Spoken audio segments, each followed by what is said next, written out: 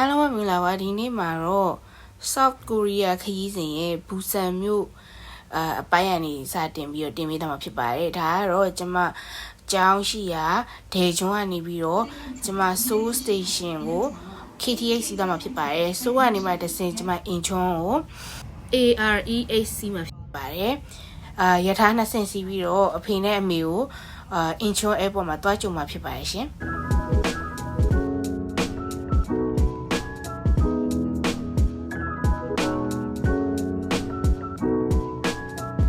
ကတော့ Incheon Airport ကနေပြီးတော့ကျမတို့ Seoul Station ကို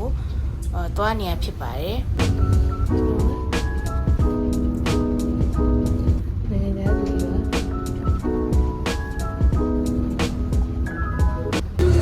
ခုကျမတို့ almost စားနေပါပြီ Seoul Station မှာပါတို့လည်းရခိုင်ဝတ်တဟင်းနေတွေ့နော်ဟင်းရတယ်သားမီး almost စားနေပါပြီ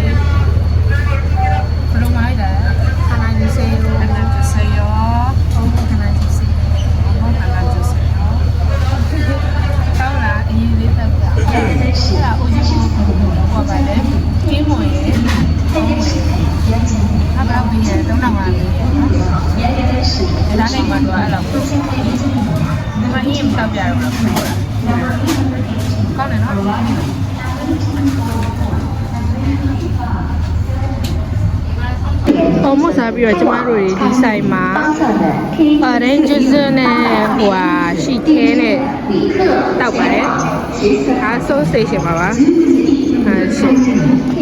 ဘယ်လိုရတာလဲကျဲလား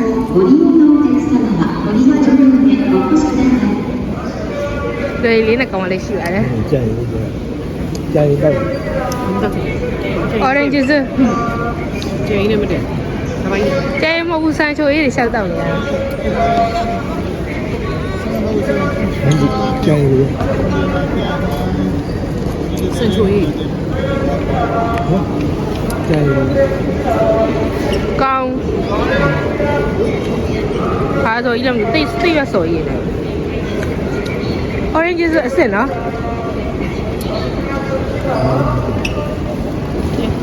ရတာလုံးမပါဘူးငန်းချင်တယ်ကောင်းတယ်ကောင်းတယ်ကောင်းတယ်အဲ့တော့ဝါဆိုကြီးနော်ကောင်းညင်းနဲ့လောက်တာတော့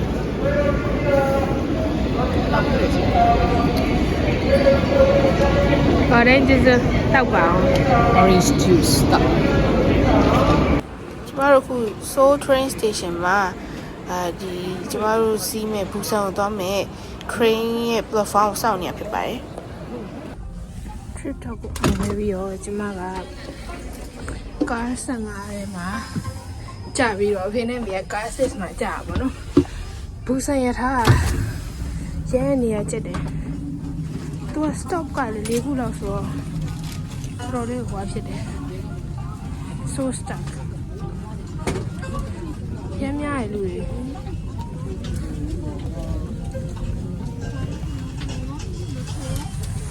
ကျမကား6ကနေကား15ကိုလာရတာတော်လေးကိုကြာရှိပါရဲ့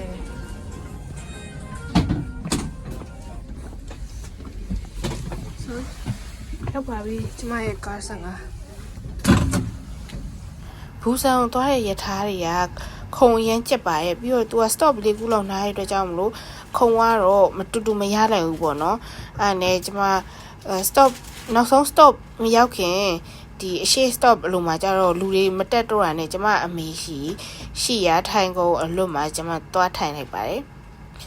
အဲ့ကနေပြီးတော့မှကျမတို့နောက် station ဆိုရင်ဘူဆန် station ကိုရောက်မှာဖြစ်ပါတယ်ဒီနေ့မှာတော့ကျမစီးခဲ့ရတဲ့ရထားအခေါက်ပေါင်းက4ခေါက်တိတိရှိပါရဲ့ရှင်ကျမမနက်10ခွဲတည်းထွက်လာတာပေါ့နော်အခုဆိုရင်ကျမရထားပေါ်မှာအချိန်က9နာရီကျော်လောက်ရှိနေပြီပေါ့နော်ဆက်ရောက်လာတယ်ဘာကြီးစားမလဲဆိုတော့ဘာလုပ်ခဲ့မလဲဆက်ဆောင်ကြည့်ရမှာပြောအောင်လေဆက်ဆောင်ကြည့်ရမှာပြောရလို့ခုက ကတော့ကျမတို့ဘူဆန် train station နေပြီးတော့ကျမတို့တဲ့ဟိုတယ်ကိုဆက်ပွေးစီးပြီးသွားနေဖြစ်ပါတယ်လူတွေလည်းအရန်ကိုပင်ပန်းနေပါပြီရှင်ကျမတနေ့ကုန်ရထားစီရပါမနေ့နေ့လည်းဆက်နေရကျမတို့က luggage ကြီးနေ elevator မရှိနေရတော့လဲဆွဲပြီးတော့လှေကားရင်းနဲ့ဆင်းရပါတယ်ရှင်ဝိုင်းအမရတွေမတန်းနေတာပါကျမတို့ elevator မရှိရဘွာ escalator မရှိတဲ့ဘဝတွေကို luggage ပေါ့ဘယ်နဲ့ဖြတ်တဲ့နာပါကျမတို့ဟိုတယ်ရောက်တာနဲ့အထုပ်ချပြီးချင်းဟိုတယ်ဘေးနားလမ်းကြားမှာရှိတဲ့ဒီဝက်ကြောရိုးစုပ်ဆိုင်မှာသွားစားပါတယ်သူကအာလူးပါတယ်ပြီးလို့ရှိရင်မုံညင်းတုပ်ပါတယ်ဝက်ကြောရိုးရသူကဒီ၄ယောက်စားလို့ရတဲ့တပွဲကို1,300ခွဲပါရှင်တော်တော်လေးတော့စားပါတယ်အီမြောင်စားပါတယ်ဒီဟင်းရချင်းကန်ဆက်မဟုတ်တဲ့အတွက်ကြောင့်လို့ပေါ့နော်နည်းနည်းလေးတော့အီပါတယ်ဒါတော့ကျမတို့ပြန်နေပါပြီကျမတို့နောက်နေ့မနေ့ပေါ့နော်နောက်နေ့မနေ့ဟိုတယ်ရဲ့ breakfast ကိုသွားစားတာဖြစ်ပါတယ်ကျမcomment မှာကျမတို့တဲဟိုတယ်ကို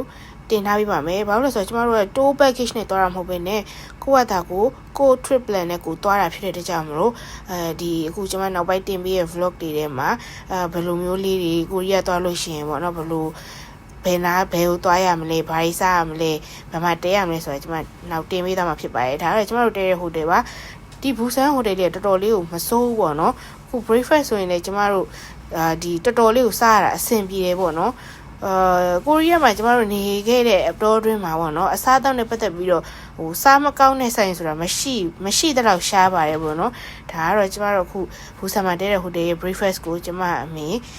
ဒီထဲ့နေရလေးကိုကျမရိုက်ပြထားပေါ့နော်သူကတော်တော်စုံပါတယ်ဆန်ပြုတ်ပေးရထမင်းပေးတယ်ပြီးလို့ရှိရင်သူတို့ရဲ့ soup တစ်မျိုးပါရပေါ့နော်အခုထဲ့နေတာကတော့သူတို့ရဲ့ဒီဝတ်သားချိုချင်ကြောပေါ့နော်တော်တော်လေးစားကောင်းတယ်သူကကျတော့ကောက်ညင်းမှာပါရပေါ့နော်ကြော်ထားတာအမှပါစတာတွေရောအစုံမဲ့ကင်ချီတွေရောဘူဂိုဂီတွေရောဒီဘရိုကိုလီတွေရောပြီးရင်တနေ့ကတော့မတူဘူးပေါ့နော်တော်တော်လေးကိုစုံအောင်စားရတယ်ပေါ့နော်အရန်စင်ပြေကျမတို့ဒီဟိုတယ်ကိုအရန် recommend လုပ်ပါတယ်ဈေးရတယ်အတော်အသင့်နဲ့တော်တော်ကိုအဆင်ပြေရတယ်မှာပါပါတယ်ပေါ့နော်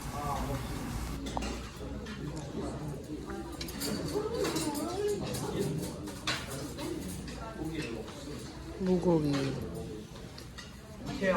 ဒီကောနဲ့ခေါ်ပြီးနဲ့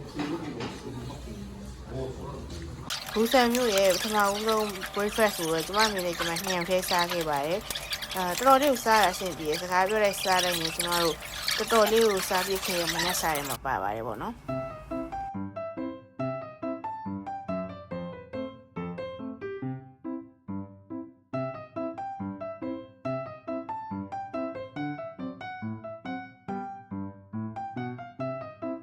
ဒါကတော့ next episode မှာလာမယ့်အပိုင်းတော်လာတာပါတော့ view ရတယ်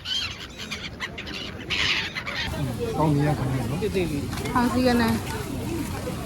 ဘူး vlog လေးကိုဆုံးဖြတ်ကြည့်ပေးတဲ့အားလုံးကျေးဇူးတင်ပါတယ်နောက်ထပ်ကိုရီးယားမှာဘယ်သွားမလဲဘာစားမလဲဘာလုပ်မလဲသိချင်တော့ကျမရဲ့ vlog လေးကိုlike and follow subscribe လုပ်ပေးဖို့မင်းနဲ့နော်